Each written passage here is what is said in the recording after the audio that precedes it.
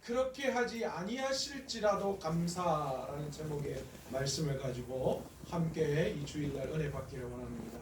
11월 한 달 동안 감사의 제목 오늘까지 합쳐서 5편 들으셨습니다. 어떻습니까? 또 감사해요. 그 말 나옵니까? 아니요. 감사는 들으면 들을수록 은혜가 됩니다.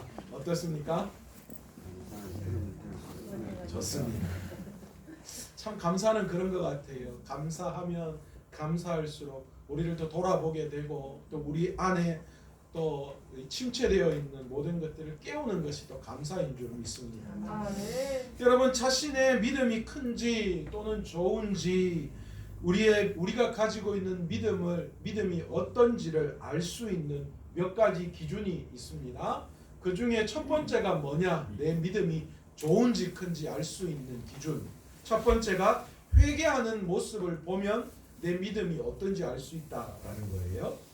죄를 지은 후에 이 죄를 가지고 얼마나 빨리 내 삶에서 토해내서 하나님 앞에 회개하느냐, 그것이 빠르면 빠를수록 어떻다고요?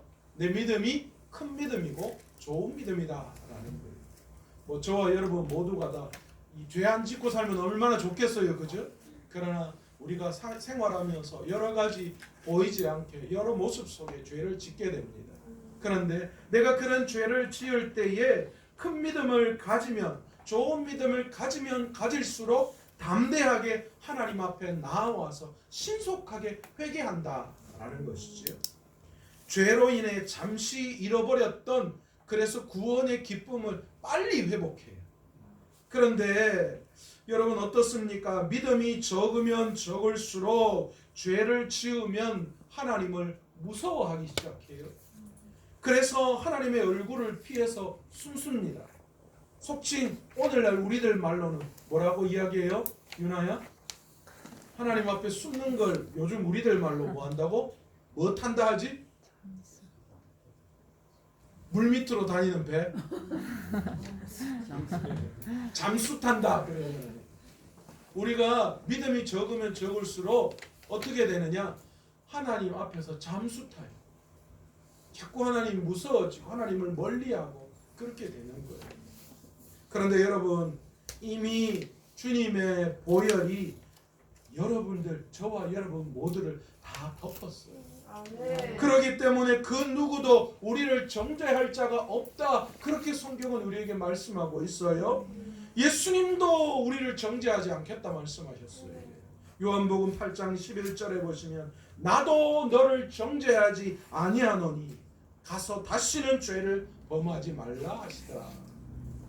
여러분 주님도 더 이상 우리의 죄를 정죄하지 않겠다는 거예요.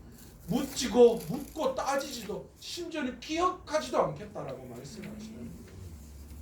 그러니까 여러분 누가 우리를 정죄할 수 있습니까?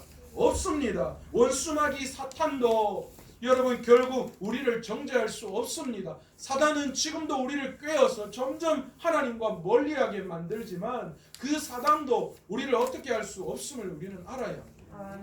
때로는 우리 안에 있는 양심도 결코 우리를 정죄할 수 없어요. 뭔가 잘못을 짓고 나면 내 마음속에 양심이 그 잘못된 것에 대해서 굉장히 마음에 울림이 있어요. 그러나 심지어 우리의 양심도 성경은 우리를 정죄할 수 없다 그렇게 말씀하고 있어요. 왜요? 우리는 예수 그리스도의 보혈의 피로 말미암아 주님께서 다 용서해 주셨기 때문에 우리가 죄를 가지고 주님 앞에 나아가면 주님은 기꺼이 그것을 용서해 주시고 묻지도 않겠다 말씀하고 기억하지도 않겠다 말씀해 주시는 거예요. 그러니까 내가 좋은 믿음 또 내가 큰 믿음을 가지고 있을수록 내가 죄를 지었을 때에 빨리 회개하고 주님 앞에 돌아오는 거예요. 두 번째로 예배하는 모습을 보면 내가 큰 믿음이 있는지 또 좋은 믿음을 가졌는지 우리는 알 수 있습니다. 큰 믿음, 좋은 믿음을 가진 성도들은요 예배에 대한 자세가 달라요. 태도가 다르다는 거예요. 한마디로 예배에 목숨을 겁니다. 지금 드리고 있는 이 예배가 자신의 인생의 마지막 예배로 생각하고 최선을 다해서 최고의 영광을 올려드린다라는 거예요. 여러분 오늘 여러분의 예배가 마지막이라면 어떨까요? 여러분 우리가 어떤 모습으로 예배 드려야 할까요? 여러분 우리의 예배가 남다른 줄로 믿습니다. 아멘. 그런데 우리는 그런 마음으로 매일 내 인생의 마지막 예배처럼 하나님 앞에 예배를 드려야 한다는 거예요. 예배를 자신의 생명처럼 여기고 또한 예배를 미리 준비하는 우리의 모습이 우리 가운데 있어야 돼요. 옛날 저 어렸을 때에 토요일만 되면 주말에 명화해서 늦게까지 영화 많이 해줬어요. 제 어렸을 때만 해도 영화관 말고는 영화를 접할 수 있는 기회가 많지 않았어요. 그래서 토요일 날 그 토요 주말의 명화가 얼마나 재밌었는지 몰라요. 그런데 어떻습니까? 토요일 날 그거 보고 11시 12시 대가 자면 그 다음날 예배 때 나오면 어때요? 꾸벅꾸벅 졸아요. 여러분 내 믿음이 좋으면 주일 예배를 준비해요. 그러면 토요일 날 스케줄을 조절하고 어쩌면 일주일 날 스케줄을 조절해. 내가 졸지 않고 내가 하나님 앞에 예배의 완성자가 온전한 예배를 드리기 위해서 예배를 준비하는 거예요. 여러분 그 모습이 믿음 좋은 모습. 창세기 4장에 보시면 가인의 예배와 아벨의 예배를 우리에게 분명히 소개하고 있습니다. 그런데 하나님이 아벨의 예배는 받으시고 형 가인의 예배는 받지 않으셨어요. 이유가 뭡니까? 히브리서 11장 4절에는 믿음으로 아벨은 가인보다 더 나은 제사를 드렸다. 그렇게 말해요. 믿음으로 드렸다. 여러분 가인의 제사와 아벨의 제사가 다른 건 아벨은 믿음의 제사를 드렸다라는 거예요. 믿음이 있으면 하나님을 예배하고 싶어서 못 살아요. 믿음이 있으면 어디에 있어도 어떤 상황에 처해도 예배할 수 있습니다. 아멘. 코로나로 말미암아 영상 예배를 드리는 것 때문에 한동안 한국교회가 너무 시끄러웠어요. 영상으로 드리는 예배는 그 예배도 아니다. 그렇게 이야기하는 분들도 계셨고 어떤 쪽에서는 이거는 전염병 상황에서 이거는 가능하다. 이렇게 드리는 것도 옳은 거다. 그렇게 이야기가 많습니다. 여러분 생각은 어떻습니까? 집에서 드리는 영상으로 드리는 예배는 예배 아니고 예배당에 와서 예배 드리는 예배는 예배다. 여러분 어느 쪽이 맞다고 생각합니까? 그런데 성경에는 분명히 이야기합니다. 어느 곳에서 예배 드리느냐가 중요하지 않다는 거예요. 내가 어떤 마음으로 예배 드리느냐가 중요하다는 거예요. 그런데 여러분 집에서 예배 드려보세요. 집에서 한 주, 두 주, 세 주 예배 드려보세요. 처음에 어떻습니까? 처음에 예배당에 와서 예배 드릴 때만큼 그렇게 집중해서 하나님 앞에 예배할 수 있어요? 그렇다면 그 예배도 하나님은 받으셔요. 그러나 내 마음이 흩어져요. 소파에 뒤에 기대어 앉아서 때로는 편한 차림으로 그냥 편하게 예배 드릴 수 있죠. 그러다 보면 집에서 드리는 예배가 모여서 하나님 앞에 드리는 예배보다 훨씬 더 하나님을 향한 열정이 식을 수 있다는 거예요. 예배는 장소의 문제가 아닙니다. 내 마음이, 내 믿음이 어떻게 드리느냐, 그것이 관건이라는 거예요. 진짜 믿음이 있으면 홀로 골방에서 예배 드리는 그 예배도 하나님은 받으시는 줄로 믿습니다. 지구 끝에 가서 예배하더라도 하나님이 그 예배를 받으시는 줄로 믿습니다. 감옥에서도 예배할 수 있고 큰 절망과 낙심의 상황 가운데서도 예배하고 하나님의 이름을 부를 수 있는 줄로 믿습니다. 아멘. 아브라함과 조카 롯의 가장 큰 차이가 뭔 줄 아십니까? 아브라함은 예배자였고 롯은 예배자가 아니었다. 창세기 12장 7절 8절 또 13장 8절에 보시면 아브라함이 가는 곳마다 제단을 쌓고 하나님의 이름을 부르며 예배했다. 그렇게 말씀하고 있습니다. 아브라함은 어느 곳에 가더라도 제단을 쌓고 예배하는 사람이었어요. 그러나 조카 롯은 그렇지 않았어요. 어디로 가도 롯이 움직인 사이에 예배했다라는 언급이 없습니다. 왜 아브라함이 평생을 예배자로 삽니까? 왜 가는 곳마다 제단을 쌓고 하나님의 이름을 불렀습니까? 그것은 그에게 믿음이 있었기 때문입니다. 아멘. 믿음이 있으면 예배하지 않고서는 견딜 수가 없어요. 몇 주만 예배 못 드려 보십시오. 미치는 거예요. 저희 어머니가요 코로나 초기에 영상 예배 드릴 때 그때 집에서 영상 예배 드리다가 교회 예배당 가서 예배를 드리는데 그때 눈물이 폭포수같이 쏟아지더래요. 하나님 이런 영광이 어디 있습니까? 이런 예배할 수 있는 그런 감사가 그 마음속에 살면서 터져 나오면서 한없이 눈물이 흐르면서 얼마나 감사하며 예배 드렸는지 모르겠더라고요. 그렇게 저한테 고백한 적이 있습니다. 여러분, 믿음이 있으면 예배하고 싶어서 미치는 거예요. 그런 마음으로 준비하며 예배할 때에, 그리고 최고의 예배를 드리는 사람이 큰 믿음, 좋은 믿음을 소유하고 있는 사람인 줄로 믿습니다.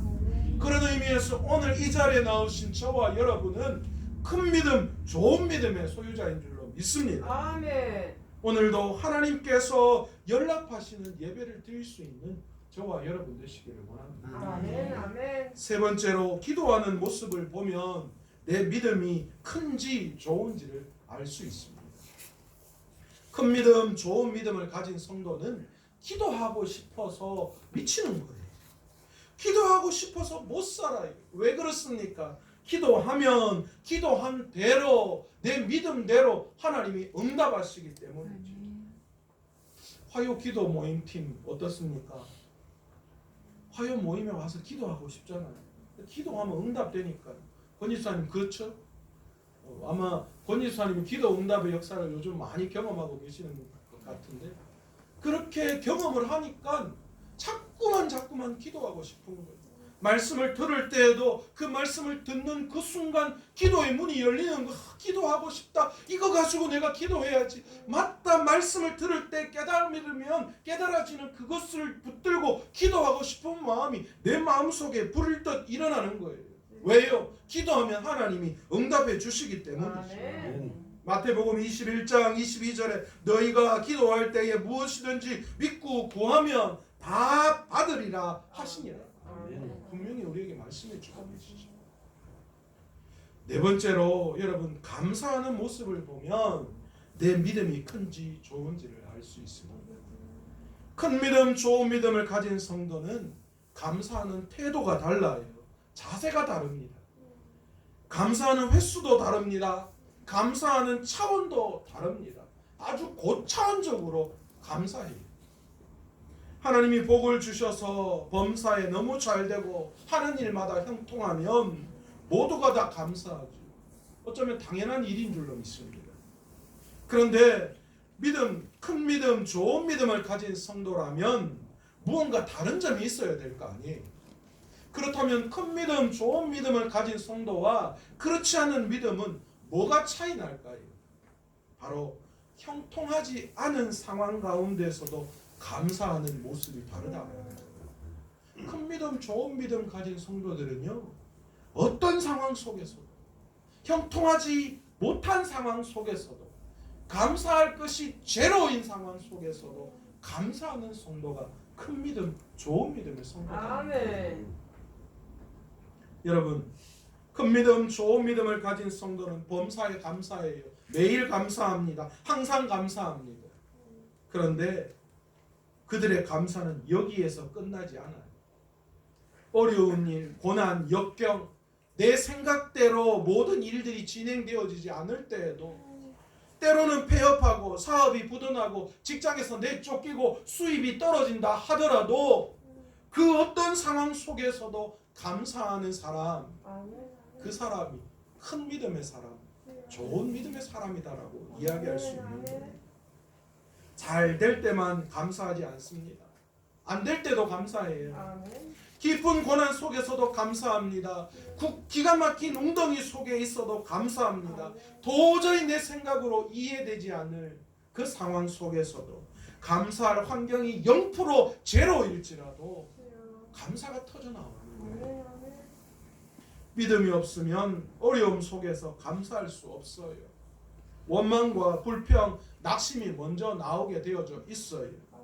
그러나 믿음이 있으면 어떤 상황 속에서도 우리는 감사할 수 있습니다. 이 감사의 삶을 보면 우리의 믿음이 어떤지를 우리는 알 수 있다는 거죠.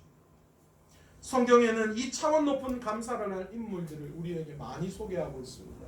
그 중에 우리가 너무나도 잘 알고 있는 사람이 누구입니까? 욥입니다. 여러분, 욥을 한번 생각해 보세요. 하루아침에 모든 것을 다 잃었습니다.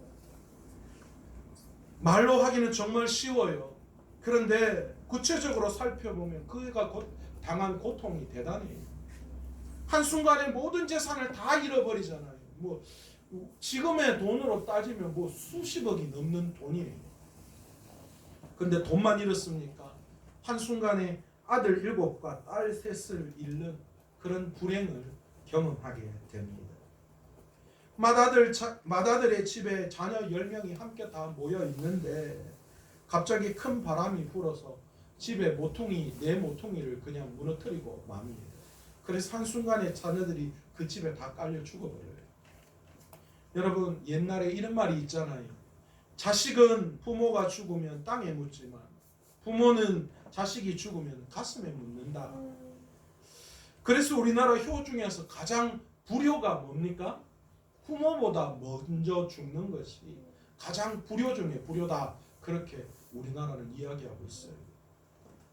7 아들과 3 딸이 한 자리에서 동시에 죽는 소식을 들은 욥을 한번 생각해 보세요.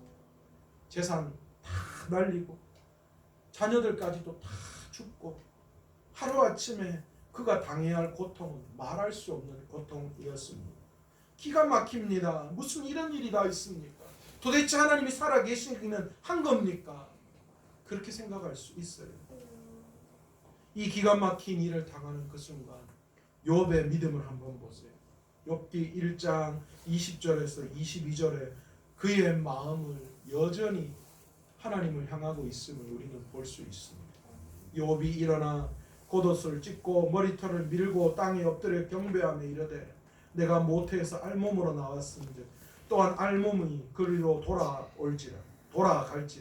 주시니도 여호와시요 거두시니도 여호와시니 여호와의 이름이 찬송을 받으실지니이다 하고 이 모든 일에 욥이 범죄하지 아니하고 하나님을 향하여 원망하지 아니하니라. 여러분 놀랍지 않습니까?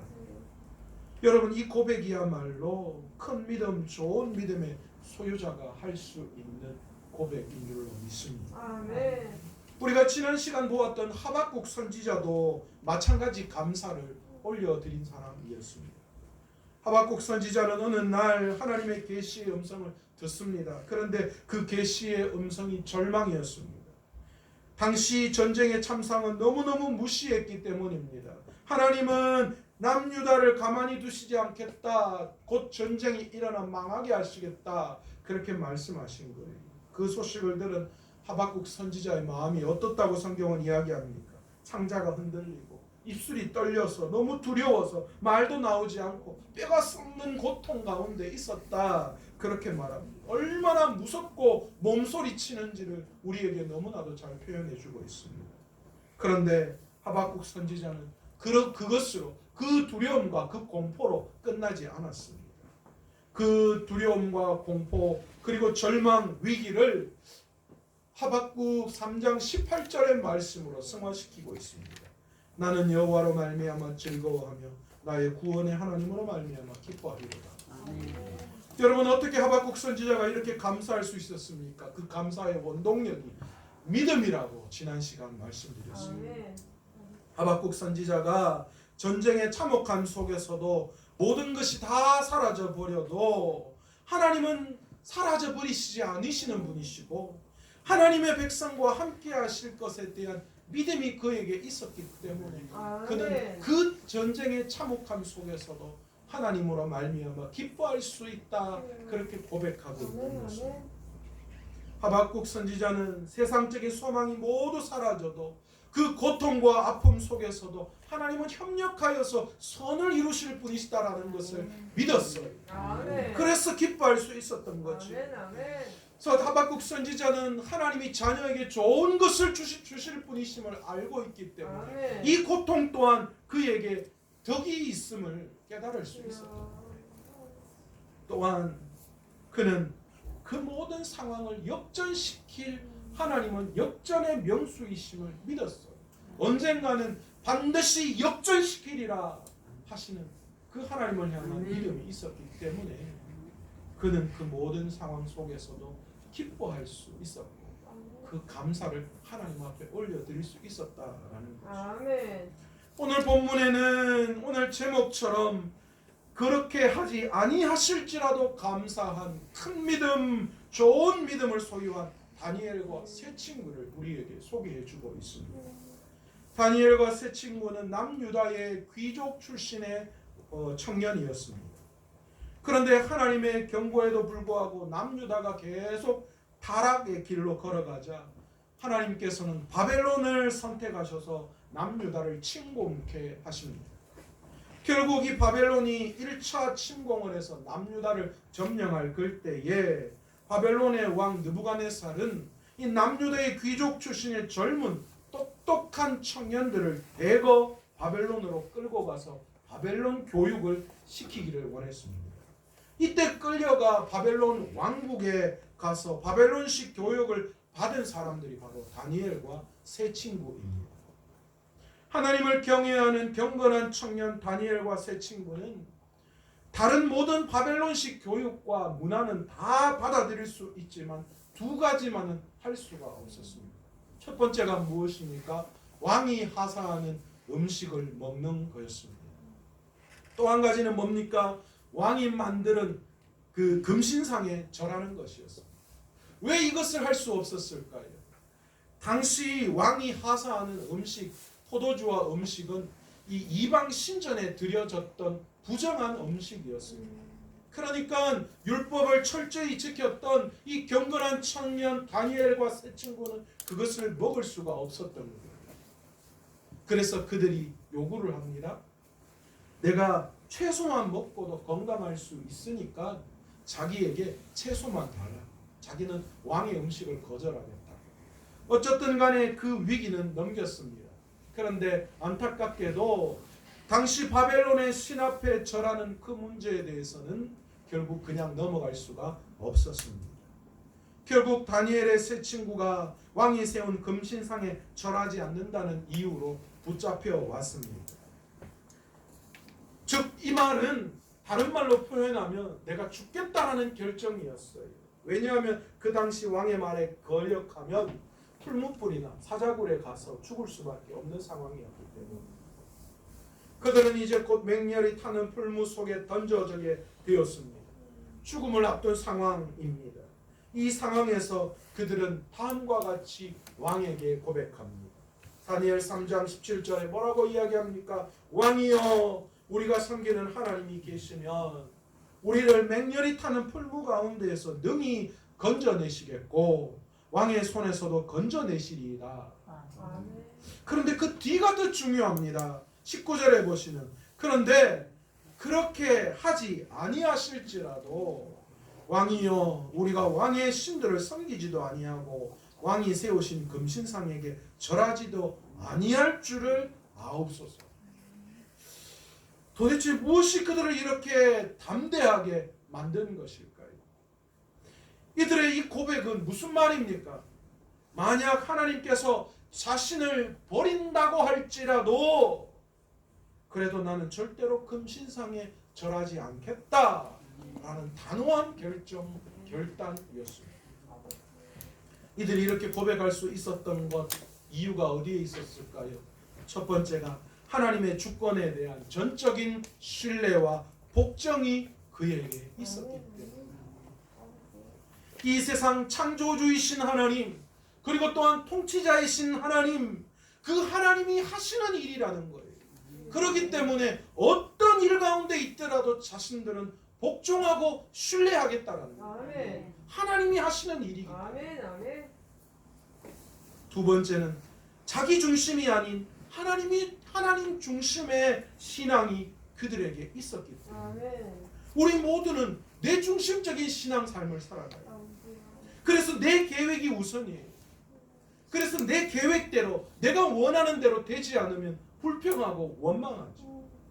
그러나 다니엘과 세 친구는 자기 중심의 신앙이 아니었어요. 자기 중심대로, 자기 마음대로가 아니라 하나님 중심, 하나님의 계획이 중심이었어요. 그러니까 자기들 계획이 아니라 하나님이 계획을 이루어 가시는 것으로 볼 때에 그것이 가능했다라는 거예요. 내가 죽더라도 그것이 하나님의 계획이라면 그것은 내가 받아들여야 하고 복종해야 하는 것으로 여겼던 거예요. 오늘날 여러분, 우리가 왜 하나님 앞에 진정한 감사를 드리지 못합니까? 왜 어려움 중에도 하나님 앞에 감사를 드리지 못해요? 내 중심이잖아요. 내 생각대로 안 되기 때문이잖아요. 그래서 원망하고 불평하잖아요. 하나님 왜 이렇게 내 마음대로 안 돼요? 그런데 지금 하나님은 하나님의 계획을 이루어가고 계시는 거예요. 그러니까 내가 감사할 수 있는 거예요. 내가 망해도 그것은 하나님의 계획이에요. 세 번째로 그들이 그렇게 담대하게 고백할 수 있었던 것은 하나님께서 무엇을 하시느냐에 따라 신앙이 좌우되지 않았기 때문에. 우리의 신앙을 가만히 보세요. 우리의 신앙이 흔들리는 이유가 뭡니까? 하나님께서 무엇을 하시느냐, 내 삶에 개입하셔서 어떤 일을 하시느냐에 따라서 우리의 신앙이 흔들린다면 우리는 아직 어린아이와 같은 신앙입니다. 하나님의 존재와 그의 사랑만으로 우리는 감사할 수 있어야 해요. 아멘. 그것이 진짜 좋은 믿음, 큰 믿음의 소유자예요. 아멘. 하나님이 내 인생을 이렇게 하셨기 때문에 감사한다? 아멘. 여러분 그건 어린아이와 같은 신앙이에요. 여러분 다니엘과 세 친구는 하나님이 내 인생에 어떤 일을 하셨기 때문에 믿는 신앙이 아니었어요. 하나님이 존재 그 자체, 하나님의 그 사랑 자체만으로도 모든 것들을 포기하고 감사할 수 있는. 아멘. 여러분 저와 여러분이 이 땅에서 아무것도 누리지 못하더라도 구원의 은혜만을 베푸신 하나님만, 그 하나님만을 바라봐도 여러분 우리 감사할 수 있지 않아요? 아멘. 여러분 이 땅에서 제일 못하게 살아도 구원을 베풀어 주신 그 하나님의 은혜만으로도 우리 하나님 앞에 감사할 수 있지 않습니까? 아멘. 아멘. 하나님께서 자신들을 악한 원수들의 손에서 건져내시지 않으신다 해서 그분이 존재하지 않는 것도 아니고 그분의 능력이 부족한 것도 아니에요. 여러분 우리가 그 사실을 알아야 돼요. 그분이 우리에게 필요한 직접적인 도움을 주시지 않는다고 해서 우리가 그분을 배반하고 우리에게 실질적인 유익이 없다고 그분을 쫓지 않는 삶을 살아서는 안 되는 거예요.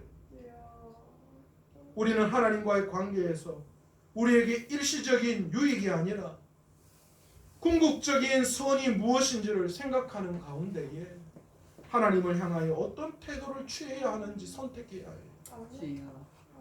다니엘과 세 친구의 놀라운 그렇게 하지 아니하실지라도 감사할 수 있었던 이유가 여기에 있었던 것입니다. 지구촌교회 원로 목사님이신 이동원 목사님의 10가지 감사 제목이 요즘 화제가 되고 있어요.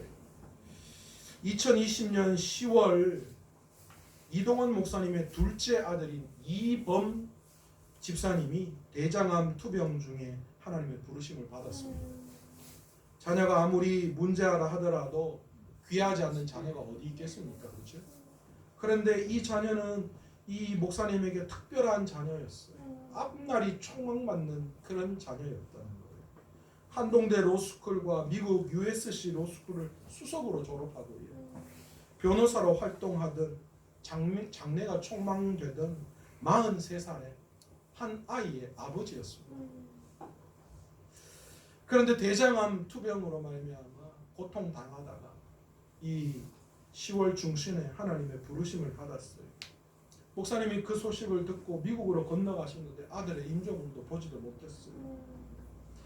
목사님의 아들의 사망 소식을 듣고 절망하지 않을 수 없었습니다. 너무너무 깊은 아픔과 슬픔이 목사님을 사로잡았다고 합니다.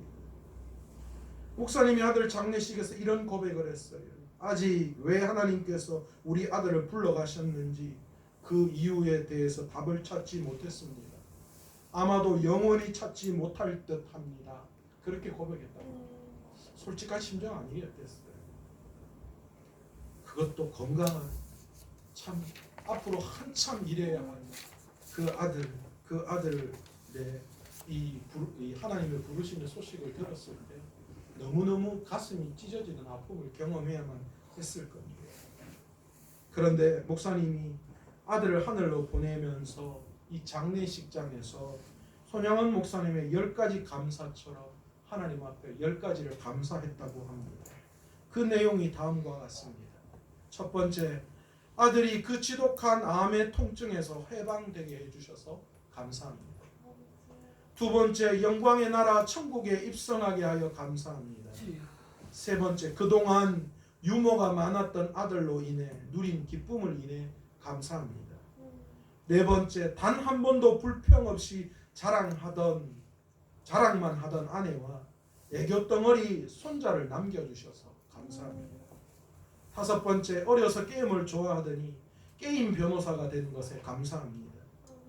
여섯 번째, 아들의 고통을 통해 예수님을 내어주신 하늘 아버지의 고통을 알게 하심 감사합니다. 일곱 번째, 아들의 암투병을 통해 수많은 암 환자의 고통과 연대하게 된 것 감사합니다. 여덟 번째, 또한 자식을 먼저 떠나보낸 수많은 부모들의 고통과 연대하게 되어 감사합니다. 아홉 번째, 아들의 치유를 위해 기도한 수많은 중보 기도자들과 한 지체가 되게 되어 감사합니다. 열 번째, 아들이 간 천국을 더 가까이 소망하게 되어 감사합니다. 여러분, 이 감사를 접하시면서 어떤 마음이 드십니까? 여러분, 이 감사를 접하면서 우리 섣불리 이렇게 정의 내리지 맙시다. 그래, 감사하면 되는구나. 감사하면 하나님이 채워주실 거야. 여러분, 그런데 정작 여러분 이런 고통 속에 있을 때 여러분 감사할 수 있을까요? 이런 고통이 찾아올 때에 여러분 그 상황 속에서 감사할 수 있습니까? 쉽게 판단할 수 있는 부분이 아니에요. 아니면 우리가 이렇게도 보지 말자고요. 아이고 목사님, 그런 감사는 나하고는 별개의 문제입니다. 그런 믿음 좋은 손양원 목사님이나 이동원 목사님 같은 그런 분들이나 할 수 있는 감사지, 나는 그런 감사 못합니다. 아예 처음부터 포기하는 그런 신앙, 그런 것들로 바라보시지도 않았으면 좋겠습니다. 여러분, 저도 동의합니다. 저도 이렇게 할 자신 없어요. 하나님이 자녀를 데리고 가시고 어떤 상황 속에서도 하나님 앞에 감사한다는 것, 기쁨으로 그 모든 것에 감사하는 것, 사실 저도 자신 없습니다. 어떻게 그렇게 할 수 있을까요? 하나님 앞에 어려운 환경과 여건이 다가올 때에 감사하기보다 불평과 원망이 더 쉽게 나오는 것이 사실입니다. 솔직히 저의 심정입니다. 지금도 그런 것 같아요. 지금도 어떤 어려운 상황과 환경이 닥치면 하나님 앞에 감사하기는커녕 먼저 불평과 원망이 먼저 나오는 게 사실입니다.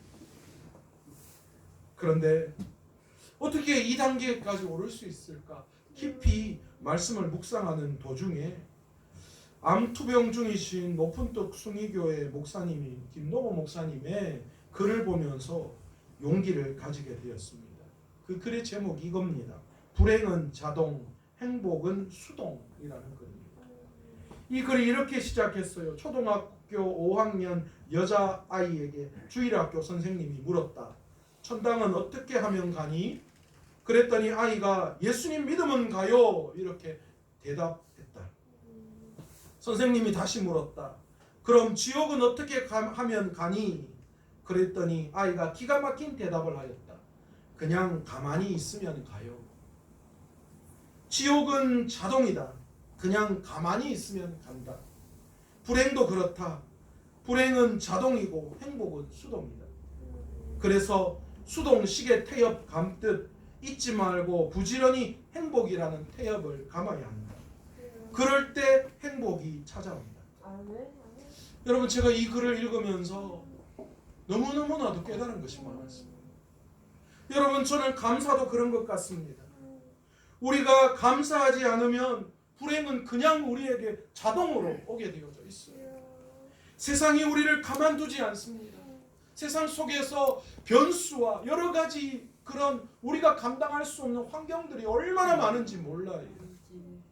그러나 우리가 감사할 때에 우리에게 행복은 반드시 찾아옵니다. 아멘. 이런 위대한 감사, 사실 그렇게 하지 아니하실지라도 감사 아무나 할 수 없습니다. 그죠?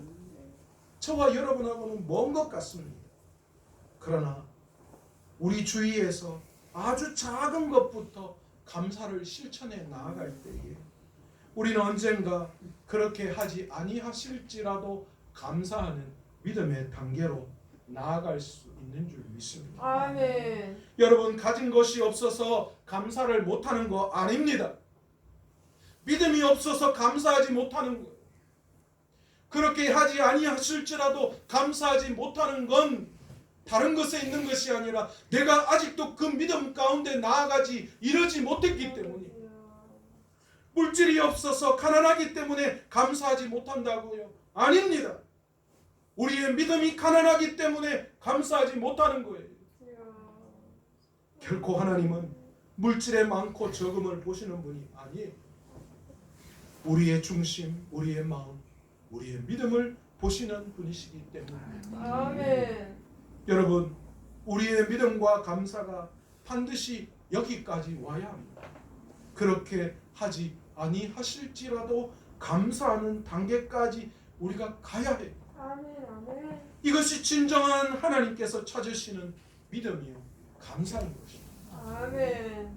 여러분, 오늘 이 11월 이 한 달간 저와 여러분이 감사에 대해서 함께 말씀을 나누었는데, 여러분, 우리의 감사가 그렇게 하지 아니하실지라도 감사하는 그 믿음의 감사, 그 믿음의 단계까지 이룰 수 있는 저와 여러분 되시기를 간절히 축원합니다. 아멘.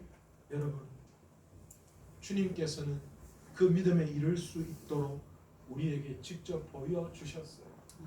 원수를 사랑하라 말씀하시면서 자기를 십자가에 죽인 모든 사람들을 사랑하셨어요. 친히 죄인 된 우리들을 위해서 십자가에 달려 죽으심으로 하나님을 향한 믿음과 사랑을 우리에게 보여주셨어요. 아멘. 여러분, 그렇기에 오늘도 우리의 믿음이 그렇게 하지 아니하실지라도 내 뜻대로 안 돼도 하나님은 그 모든 것을 이루어 가시는 분이심을 믿고 오늘도 그 하나님 앞에 모든 것들을 맡길 수 있는 저와 여러분 되시기를 간절히 축원합니다. 아멘. 하나님은 한 번도 실수하신 적이 없으세요. 네. 하나님은 한 번도 능력이 모자라서 못하신 일이 없으신 분이십니다. 오늘도 하나님은 하나님의 계획을 이루시기 위해서 일하고 계시는 줄로 믿습니다. 아멘. 그 하나님의 계획이 무엇입니까? 우리를 복주시기 위해서, 우리를 좋은 길로 인도하시기 위한, 복음이 온 세상에 전파하는 그 놀라운 계획을 이루시기 위해서 오늘도 저와 여러분을 사용하시고 하나님이 일하고 계신 줄로 믿습니다. 아멘. 그러기에 어떤 일들 가운데 그렇게 하지 아니하실지라도 감사할 수 있는 성숙한 믿음의 단계까지 이룰 수 있는 저와 여러분 되시기를 간절히 축원합니다. 아멘. 오늘 이 시간 하나님 한 번도 나를 실망시킨 적 없으시고 찬양하면서 기도의 자리로 나가기를 원합니다.